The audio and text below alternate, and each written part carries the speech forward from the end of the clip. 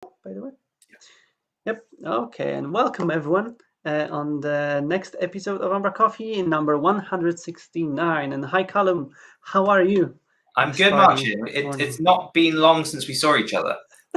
Exactly. It's even weird a little bit that it's 2 days in a row, second time when we see each other, same walls, same environments, and but the different format.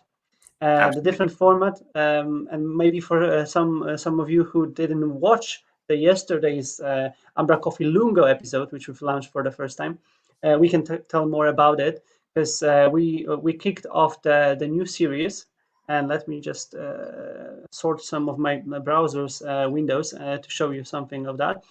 We always dreamed about it, Callum, right? It was, as you've tweeted, since the day one, we always thought that there is a room for something else here when it comes to Umbraco news, when it comes to the tech stuff, when it comes to also things which we are doing or in which we are involved in. And yesterday, taking the opportunity that it was a really unusual day in the calendar, we finally kicked it off and ran the umbraCoffee Lungo episode, which was the longer version of umbraCoffee discussion in more like a podcast-like format, I would say, where we discussed the trend for this year.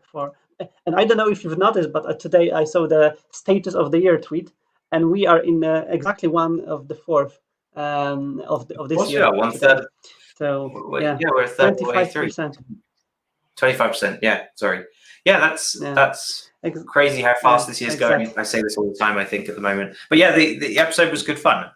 We of course, yesterday being April the 1st, we chucked some surprises in there. But this is absolutely our plan. Every month once a month, we're going to do a longer episode, longer than umbraCoffee's. They've all been like an hour recently, but they're only supposed to be 20 odd minutes. So the idea is to do these longer episodes. We can have more of a chat. It's less structured. Maybe get some guests on occasionally. May not be about Umbraco at all. Just thoughts that are on our minds. We've got a few plans for things coming up. So yeah, go and watch it. They'll be there approximately once a month. No real set date or time yet. We don't know. And of course, if you are not subscribing our channel yet, I think this is the right time to maybe do it, because we'll be, of course, gathering these videos in the playlist or in the news. But if you are our subscriber, you will be always notified about the new videos, about the new dates. Even if we'll be scheduling the times for them, you will have a small notification on YouTube that there is a scheduled episode of umbraCoffee Lungo with the specific topic, and hopefully, and that's our goal and our plan, is to have different topics which might attract you and attract people also from outside of the Umbraco sphere. So yeah, do it if you are not subscribing our channel yet, and stay up to date with everything what we are planning here. And if you didn't watch yesterday's episode, if you want to attend in the partially fun challenge, just do it, just watch it and try to guess what was 100% true and what wasn't completely true. Yeah, we had some nice ones in there, and a few to throw you off as well. So some may not be entirely obvious if they're real or not. We kind of we structured it in a way that at least something should have been believable. And I tried to keep a straight face. I think I did better than we did last year. Where I just wanted to say that we became a better actors thanks to this live streams, I think, and all of the things which we've done in the past years. I felt so comfortable doing this episode. Last year we were just it was harder definitely to keep straight face, but yeah, this time it was harder also for you and for us to guess and to see, but that was fun. Yeah, I watched a couple of clips back yesterday with my girlfriend just to show her what we talked about, and it was rather funny looking back on it now, knowing the kind of outrageous things we were saying in some places. But yeah, give it a watch. Give it a watch. Yep. And if we're speaking about April Fools, Callum, what was your favorite yesterday? I do have a favorite. Now there was a lot of good ones. Yesterday there was all kinds of things on social media of companies, including Cogworks, in fact, companies announcing strange food products. I saw like a tomato soup and banana smoothie was one of them. I saw Marmite donuts, but my favorite came from Stack Overflow, which was They said that they were limiting the number of times you could copy and paste per day, and introducing a special bit of hardware that you could buy to allow you to easily use Stack Overflow. So Stack Overflow C and V. That's a really good product. I mean, and actually, I did see yesterday a few makers sharing 3D models that you could print at home if you want your very own Stack Overflow copy paste keyboard. So it's actually a real thing, which is kind of funny. Yeah, I remember back in the days in the past when we, with my co-founder, then recorded a product video in the Apple style promoting the semicolonizator, which was the big button which was placing the semicolons at the end of your lines. So and also so someone didn't pick up the joke and asked us if it's really required. There is a semicolon on the keyboard, right? You can really easily access that. So yeah, the most interesting jokes are these which you don't know if it's a joke, or you know it's a joke, but someone don't know this is a joke, and this, the wheel continues. But Indeed. yeah, I tried to avoid yesterday, to be honest, most of the jokes, because it's too much. But still, I'm looking for a highlight, and this Stack Overflow one was really something cool. And I already think about the key, which is the real name of the product. It was really nice to see see it shared there. We also joked yesterday as well about sponsorship, and one of them that I said was, I did mention that we might have some sponsors on umbraCoffee episodes at some point in the future. Maybe that's true, maybe it's not. Names that you'd be used to hearing, like Squarespace and Wix and Dollar Shave Club, but also vendor, because we talk about them a hell of a lot on umbraCoffee. Yep. So I did say, maybe vendor could sponsor us once in a while. And we've got more vendor news today. Yes, and but today we are completely serious. And yeah, this is a serious news. The vendor news is next on the line, because the vendor team released a new subscription models, subscription licenses, which are monthly subscriptions. And yeah, we've mentioned it multiple times that e-commerce is getting more popular. It's getting more important for being present in the web and sell via internet. And I think thanks to this licensing model, it's getting more accessible from the beginning, less hard to start, because the normal licensing was about 1,500 euros. 1,500. So as part of this, and kind of twinned with some other news this week, Vendor turned 1 year old. And what that means is anyone that bought a vendor license at the very start 1 year ago, they are now coming to the end of the kind of upgrade eligibility for that license. Yep. They're eligible for 12 months of upgrades from the date you purchase it. Now, that means that vendor needed a solution for actually handling upgrades. So they brought out this 600 euro upgrade license, which gives you a further 12 months. And that's pretty good. But I think just with the way that software's going generally, a kind of recurring payment is far easier for people to just absorb. I know some bigger companies, it's probably far easier to sign off once a year, one invoice. But for smaller companies, 85 euros a month is better. And it's maybe not about better value or what's a better option. It's just, I think, the convenience factor of that 85 euros thing. Same vendor, exactly all the same features, just different way of paying. Yeah, and also why I think it's really helpful. It's like there are some stores which really had a bad situation thanks to the COVID and pandemic, and it's easier for them to just start small from paying this kind of fee or accepting this kind of fee when they want to just roll out the e-commerce solution.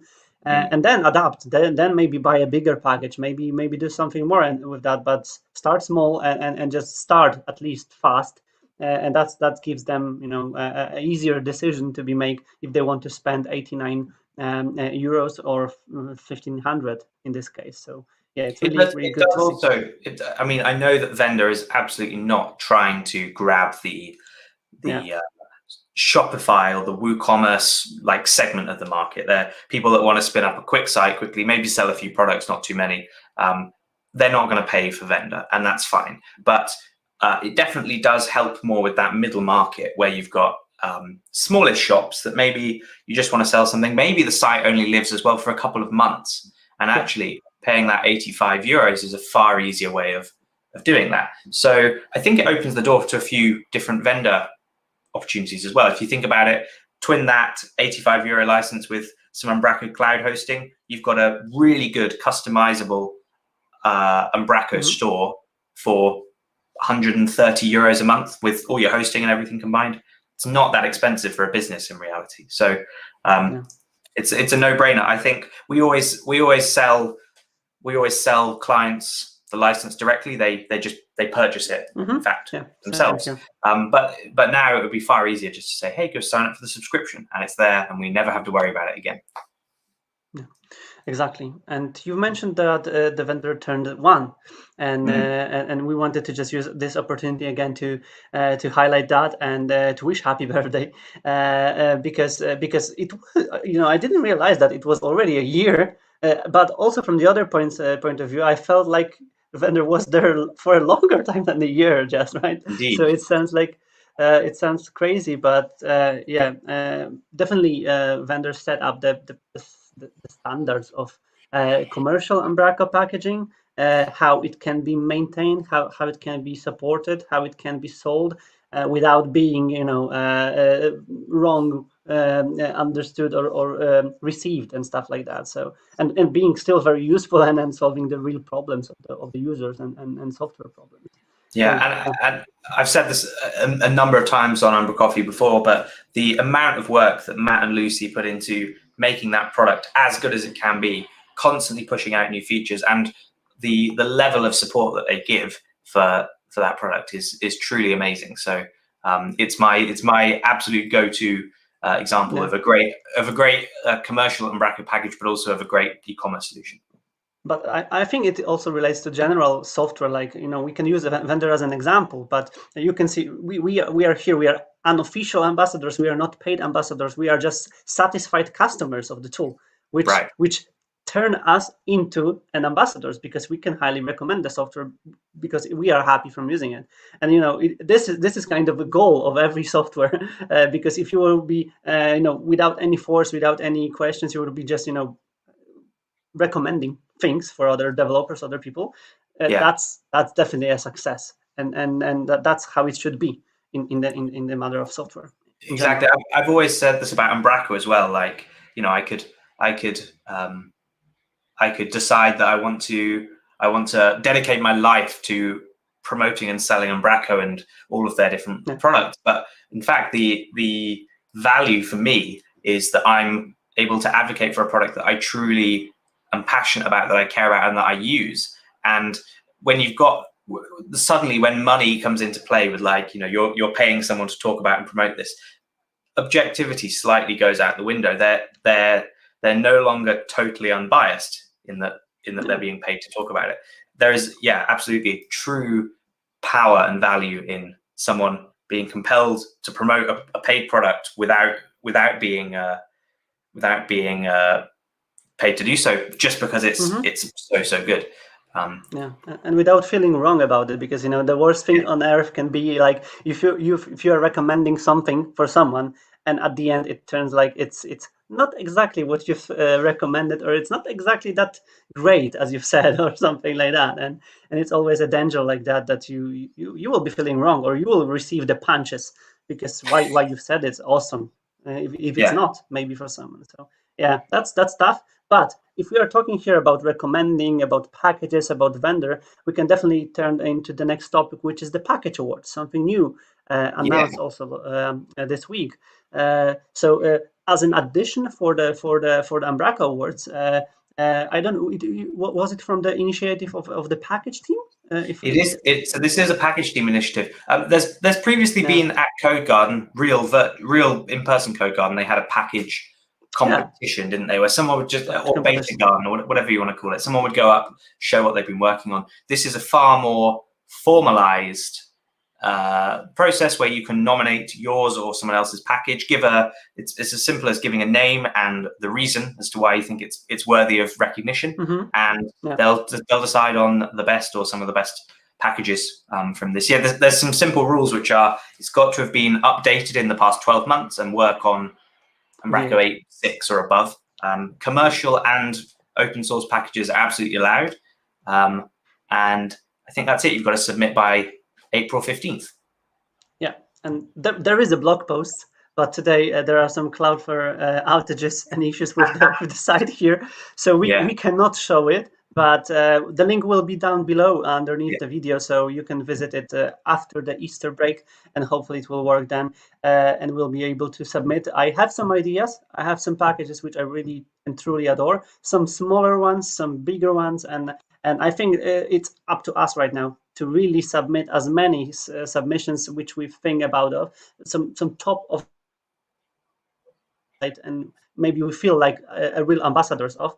And I what I see here is a huge potential for also an Umbraco team to also detect which packages maybe should be supported, maybe more maintained from the core perspective, maybe also supported in terms of migration to vNext. This kind of things, because it will really, I would love to see the submissions forms. I don't know if it will be open source, if it can be open source, but it would be great to see which packages and how often are recommended, because that would be really great to see. It's going to be, it's an interesting one, because I've seen on Twitter a lot of people talking about some very, very good packages, the kind of usual suspects, Vendor, Usync, being talked about as the top packages in Umbraco, and I wholeheartedly agree. I think, and I don't know if this is the plan. I think it would be really nice to see different categories within these awards. As you say, we know those top packages are great, and it would be amazing to have them officially recognized as being awesome. But at the same time, think about the kind of individual smaller creators, maybe a best new package. The requirements state that the package must work and be updated, and it's not to say that any of the work that these people are doing to maintain those packages isn't great, but it's not the same as a brand new package, someone's first ever package, which has really hit a home run with users. So I'd love to see a little bit more division on the different categories, and rather than some of the big dogs just eating up any potential small creators. And I'm sure the package team will do a good job of balancing that. Like, I know that Kevin Jump is on the package team, so Usync is a really Usync in a really tricky position. I'd love to see Usync win something as well. It's an awesome solution that we use daily. I would vote for myself, if I will be Kevin, because it's self 5. But that's exactly what I have a little bit concerns of, because it's really hard. Only packages can be divided into multiple categories, multiple solutions and stuff like that. Small packages sometimes solve big problems, like Matryoshka, for example, which helped to bring back tabs. Small package used by many people, and again, it's hard to compete these two because they are doing two different things, right? And have two different models of support. Not to say that the people that put a lot of work into commercial packages don't dedicate lots of their lives and give up their free time to make it work, but they're also being paid to do so, where you've got packages that maybe aren't supported by anyone or any agencies, people doing them completely on their own. And equally, you've got big agencies releasing packages that they've dedicated in-house time and resource to build.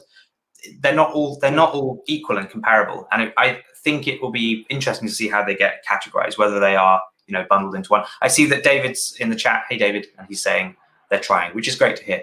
The only other thing I would say, whilst we've got David's attention, is that April 15th is a very short time frame, given this was announced yesterday or the day before. 2 weeks is pretty short, and I know for the Umbraco Awards they're open till like mid-May. Maybe give a slightly longer deadline. I don't know. I just want to see the best outcome for the package ecosystem, I think, from this process.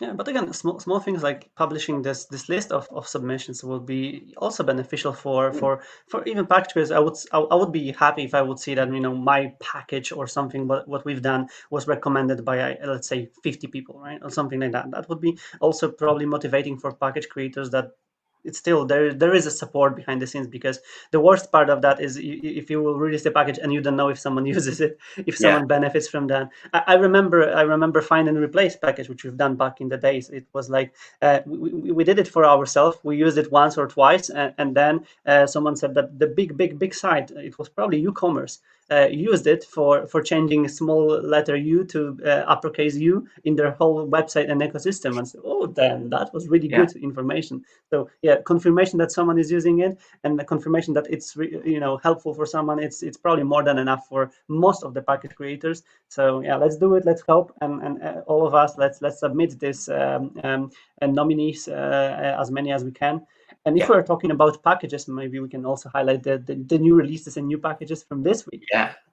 Because we can start big from Blocklist MVC package, which we've mentioned as a work in progress a week ago, and now it's materialized. It's released. So Soren did a version of the package which supports the whole amazing surface controllers logic, which now can be attached to the block list elements. And yeah, it is here. not that long time we needed to wait for making it from Soren's perspective. So it's great. A big €5 Soren for releasing that. Already downloaded by almost 60 users. And the next update, which came in synchronization with the previous one, is an update for Doctype Grid Editor package for another usage of blocks and components. So there's a new version with some bug fixes and some updates in this amazing package, which at least in my list is must have in the Umbraco installation when we are using Grid. Exactly. And there's one more from this week, something new in the area of Umbraco, but for some of you and some of us who used WordPress, for example, the word Akismet might be known, and this is a spam checker system to which we can connect, and it's API driven, and this package allows us to create a connection with Akismet, and also there is a code sample which shows how to integrate the logic, the service which is exposed there, and can be injected to our controllers, our service controllers. Hopefully also Umbraco Forms workflows, for example, which we've discussed before. We were discussing this before we went live. That I think it's been on my to-do list for forever, to have an Akismet Umbraco Forms workflow, because for anyone that's used it in WordPress land, it's like it's a godsend. You wouldn't do forms without Akismet installed, and especially for comments and those sort of things, which are really susceptible to being abused. So having an Umbraco Forms workflow plugin that I could just install, give you an API key, and off you go would be awesome. Maybe someone can take this package as a baseline and build that, or maybe the original author would add it to this package. Indeed. Or maybe we can contribute and add it to this package, because it seems like the logic is here, connection is here. Why not to just extend it? So I'm really happy where it will go. Happy to see this one. And what I've observed here, that on Nougat, if there is a word Akismet, check this out. 29th of March was the release date, and 330 downloads already since then. Wow. Just from Nougat, because on our there is one download so far. So even having this statistics exposed, it helps to see the trends. And I don't know if this keyword, Akismet keyword, helped in achieving that, or there's another secret. This is where we discover there's bots that go and find might bot hunting plugins. But yeah, I'm not a huge fan of storing comments as Umbraco content as well. But I've always used Discus or other services like that to help to detach the comments from the system. But here, the massive use case, and as you've said, in the WordPress is one of the most popular packages, and almost immediately installed after the site is set up, to stop spam and stop problems with this kind of activities. So yeah, check it out and use it and help extending it. I'm still thinking about this extension for Umbraco workflows, Umbraco Forms workflows. Meetups. There are still some meetups ahead of time, and I saw Dennis, who constantly is kind of I don't know if scared is the right word, but probably excited from the amount of people who already signed up to attend the meetup about getting started with unit testing, where he will be doing a talk about it. 67 people. It's a really high number when it comes to. And I know I've not signed up yet. I know a few people who've said they really want to go that haven't. So yeah, there's going to be a big meetup there. And as everyone knows who's watched umbraCoffee, we are a massive fan of Dennis, and especially the unit testing content he's been creating. I think this is going to be a fantastic talk, invaluable. I hope maybe it gets recorded. I don't know. If not, have to take a chance and go see it. See it next week. This is good. This is Tuesday, so we're on public holiday today in the UK. I know that on Monday you've got a public holiday in Poland, and I think most countries have got public holiday Monday. So this is literally the day after everyone comes back to work. You can have your tough first day back, and then have your brain fried by Dennis talking about unit testing. Interesting concept I saw recently about meetups organized during the day. And that's something what I would try to do, to be honest, because I'm always missing the meetups because family duties, children, putting them to sleep and stuff like that. And if the meetups will be organized, in the middle of the day or somewhere around the lunch break. The Umbraco Leeds meetup, they are alternating between having an evening meetup and a lunch meetup. So next month's Umbraco Leeds meetup is a lunch meetup. It's a recap of the Umbraco US Festival. So they're going to be doing that same time, but sort of, I think, either 12 till 1 or 1 till 2. Not quite sure UK time, but it's a nice, interesting idea. Speaking only for myself in this case, but that would work better for me for sure. So I'm curious if more meetups will turn to do the same. The next one on our list is something new also on the list, but really great promoted by Arnold and some other Dutch community members.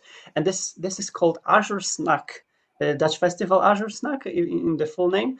This is a series of events, small events organized by the Dutch Umbraco community to, if I remember correctly, that the whole idea is to bring Azure more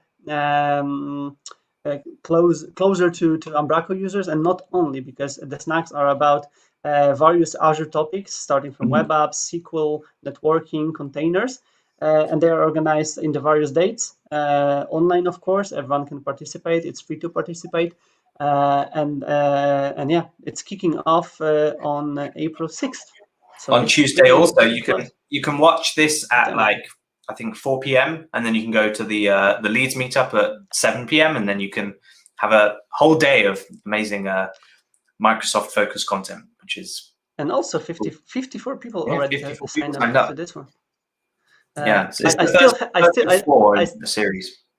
Yeah, I still have a heavily great material about Azure services not being published yet, still awaiting in the queue. But yeah, this series motivates me to do it. So hopefully, maybe people more interested in Azure services will also benefit from both.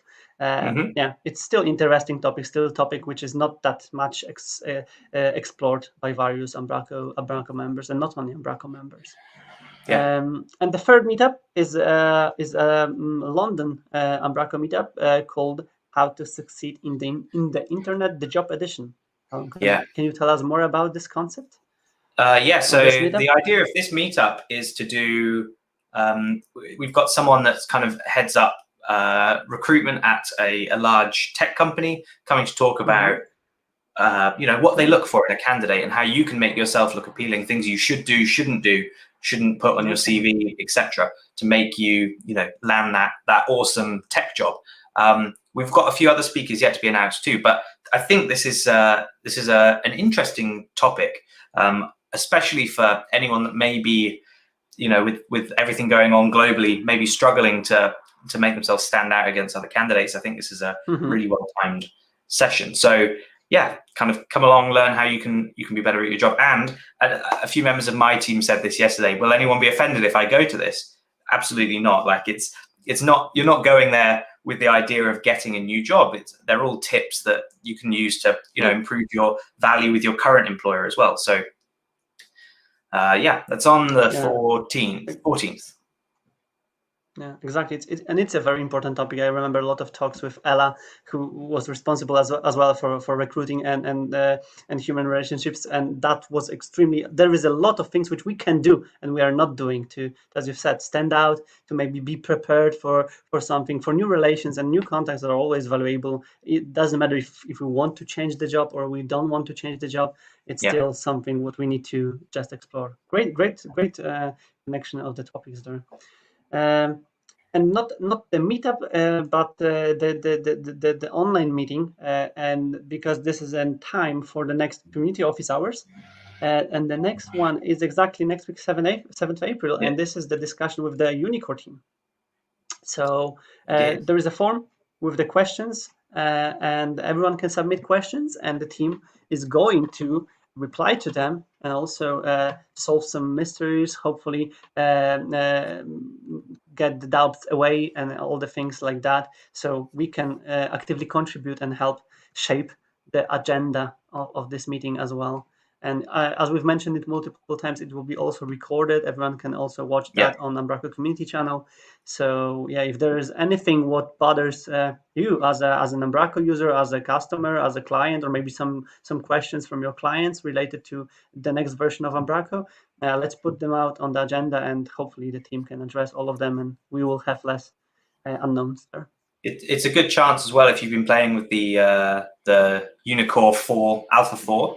To maybe ask some questions. It's definitely not going to be like a tech support hour, but definitely ask some questions. Maybe provide some feedback, and also I know that the plan is at least sometime in April we'll be getting the kind of preview release. I think is what they called it, or something.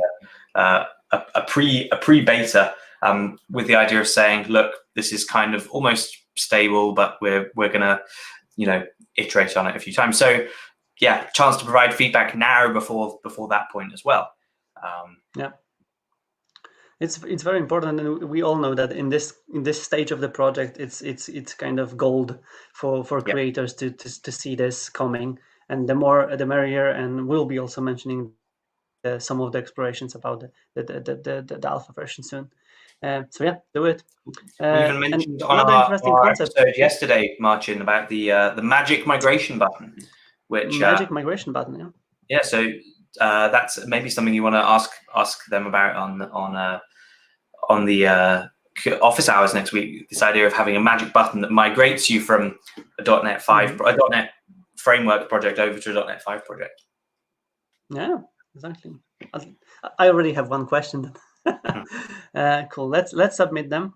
And another discussion which popped out this week from Lee, which again I felt like I heavily relate to that, and I think it's really interesting topic to discuss, because it's about technical depth, but in the content point of view, and CMS depth, as Lee CMS depth.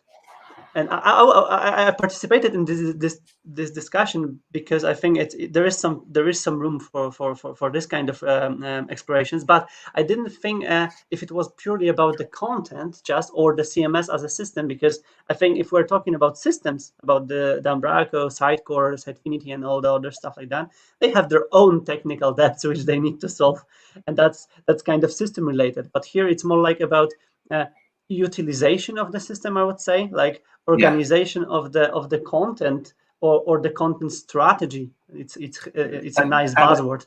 And as a company, and as their content needs evolve, actually kind of reviewing that content structure. I know I've been pretty vocal on this with regards to the grid, because the grid tightly couples you to the layout and the design that you envisage for a page. And then I know, especially from big grid focused sites that I worked on when I was at Cogworks, that you roll out a change and then a content editor spends ages going through to make pages look like right or have the new layout. And that just to me seems incredibly counterintuitive, to have your site so heavily dictated by your content. And it does make it far less flexible for future, as your business needs change, as your site design changes. And equally, I've seen this where just the properties on a document type are structured badly. They don't make any sense anymore for how they're being used. You have required fields that ultimately are no longer required. How regularly do people review these things? Or duplicated properties which are reused, which are used separately instead of being reused and stuff like that. And yeah, I think it's all about the kind of use cases and the needs of the project at the stage when it's developed. And of course, everything is fine when we have it released for the first time. But then, how to revisit it? How to be captured back again if it's something what needs to be changed or not. And I often seen the clients who really does this. So they have a workshop, they have some kind of agencies which are advising them if it's a good strategy, bad strategy, should we move something, should we change something. And even in this new era, in this new trends of more headless sites, more data-driven sites, is layout such an important thing right now, or content still is a king in this case, right? It's like, it's a really interesting topic, and CMS land is really exposed for the issues like that. And I think we as a it's hard to say we as a developers, but we are always dealing with some clients either through agencies or through directly from our point of view. We need to advise clients that it's not a one-shot project, one-shot website which needs to be forgotten because it's there live on the servers. But the web is changing, and same as the project needs to just be at least revalidated and checked against the standards, checked against the practices if it works. And here we comes to the point of having measurements and data at least, because we don't know if it works if we're not measuring anything. So if we have a website just to have a website, that's okay. But if we want to have website which, I don't know, brings some deals for us, brings some customers to us, we need to measure if it works or not and improve, constantly improve. Indeed.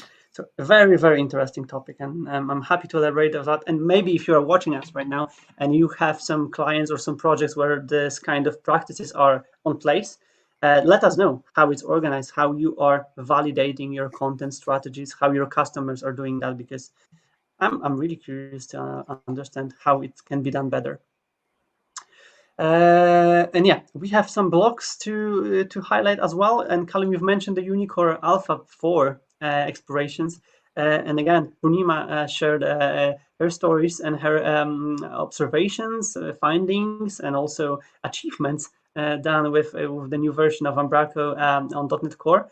And as usual on Purnima's blog, there is a really great material, really detailed on how it can be done, how it can be set up. There's a custom dashboard down there, initialized, attached to the project.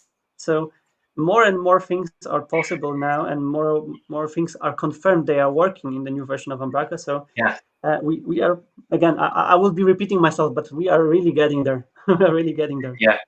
It also pleases me to see how actually, especially just with regards to this bit of the API, it's changed relatively little from V8 to .NET Core. And we're pretty used to this idea of being able to register stuff in code now. And it, for me, it doesn't scare me, which is nice. There's going to be a lot of change with regards to like the MVC layer of things and how that all works in Umbraco, with just a lot of moved cheese, different package names and assembly names and stuff that we need to be referencing. But these core Umbraco concepts that we've become used to aren't going to change too much. And that's comforting.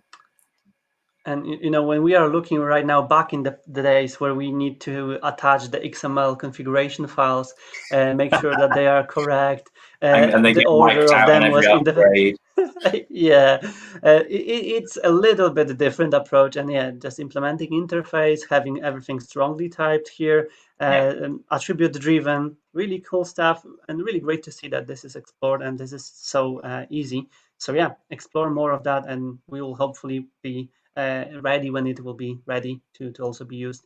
For sure. And another 2 blog posts which we wanted to highlight from Andy, who joined us recently in the umbraCoffee.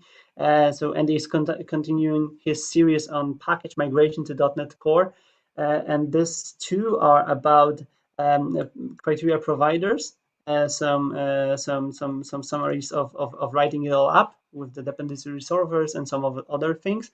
And the second one is about distributing the package. and I didn't check this one, but it's about the wrapping the package up, preparing it for being released, and creating the package itself.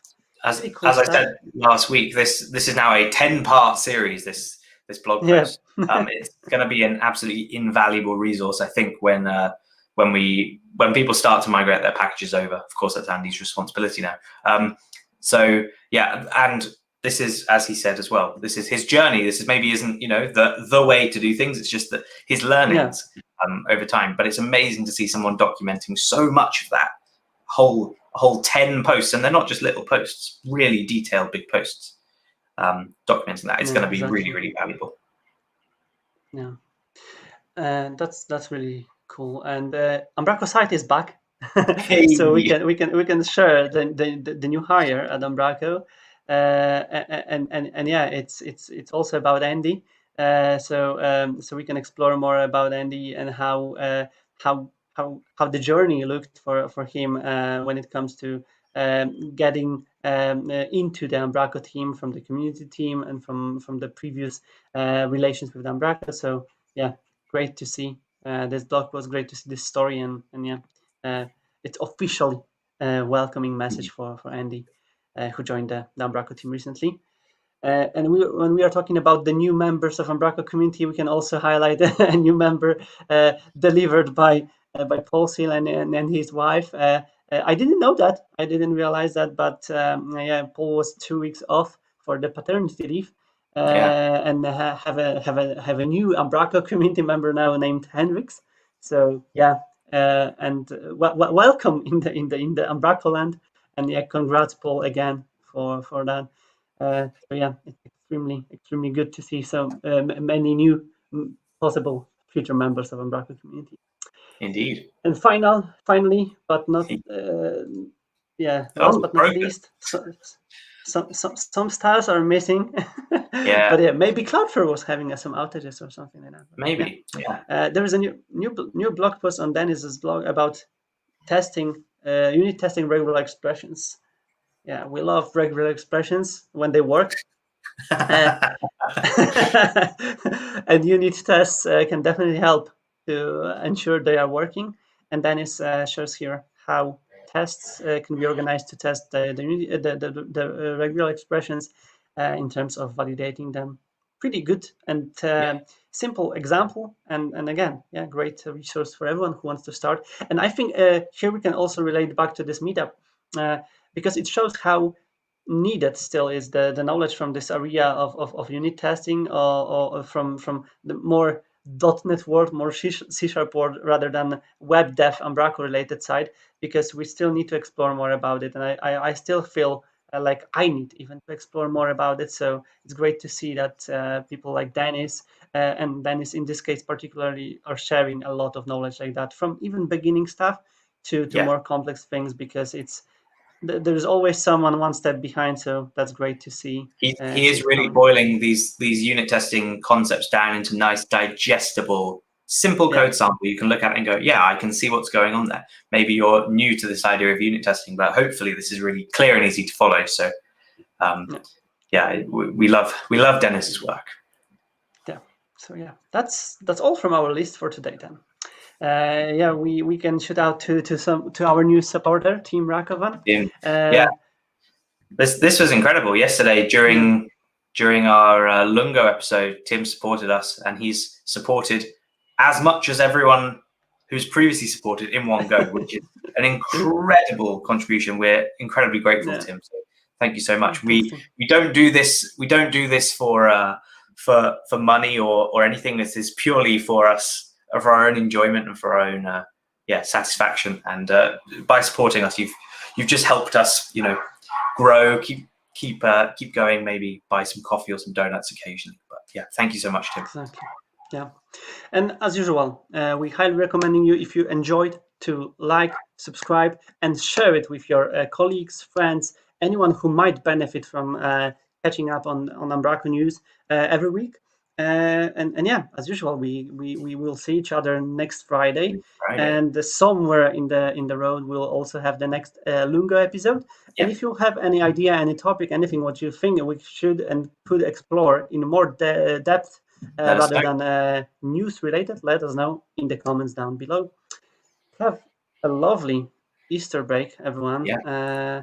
Enjoy the rest. Enjoy the rest of the day. Chocolate. Loads. Yeah, lots of eggs, chocolate, and some other crazy stuff. That's my plan as well. So yeah, enjoy everyone. Thanks, Callum. Have a lovely break as well, and see you everyone on the next Friday. Bye.